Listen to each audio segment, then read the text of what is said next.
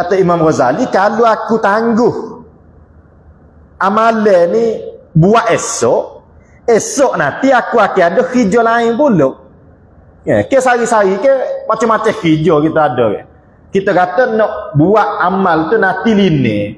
Sedangkan sebenarnya kita ni tak ada waktu line. Hari-hari tu kita ada hijau yang berbeza-beza. Kita kata nak tangguh nanti peceng. Biasanya orang lepas peceng tu dia ada hijau lain pula. Dia peceng cikgu. Ya nanti peceng cikgu tu dia ada hijau lain pula. Nak kebun pula. Nak mega lembu pula, nak pego kambing pula, ada projek-projek lain pula. Jadi kalau kita tangguh tu sebenarnya sampai bila-bila kita tidak akan beramal.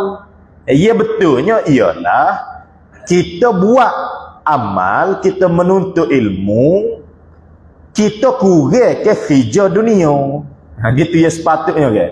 Jadi kalau kita hijau untuk cari makan tu 10 jam sehari, menyebabkan kita tak ada ngaji, jadi kita kurang. Hak kita hijau 10 jam tu kurang kepada 8 jam supaya kita ada ngaji. Gitu dah. Itu ya sepatutnya gitu.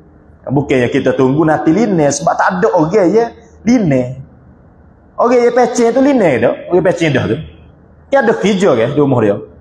Kalau ada orang pecing tu duduk relax atas kursi malah. Oh, kita nampak duduk relax atas kursi malah. Pecing dah tu. Duk ke?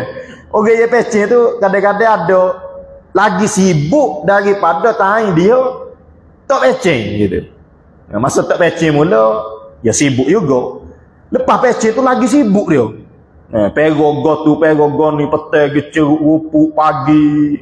Ada kebong pula. Lepas tu tengok hari tu pula jalan pula dengan bini, petang pula ceruk pula, malam ngatu gitu kan. Jadi tak ada sebenarnya waktu kita line tu. Kalau kita kata nak beramal nanti kita line, tu sudah satu bentuk tipu daya setan. Kerana hakikatnya manusia tu tak ada waktu line. Dan dia tu memang sibuk semua gitu. Orang tak ada hijau pun sibuk kan. Hijau tak ada tapi sibuk kan. Padahal tak hijau tu bila telefon minta maaf lorak sikit ni. Padahal tak hijau tu. Yang orang tak hijau pun lorak, apatah lagi orang hijau.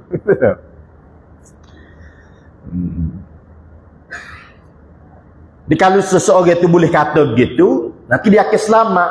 Setan suruh buat koho-koho amalan boleh tangguh, buat nanti pun boleh. Jadi dengan dia kata begitu, aku tak tahu aku akan mati bila. Bahkan kalau aku tangguh, esok tu aku akan lorak muka lain pula. Jadi baik aku buat learning amalan ni. Nanti dia akan selamat daripada tipu daya setan yang kedua.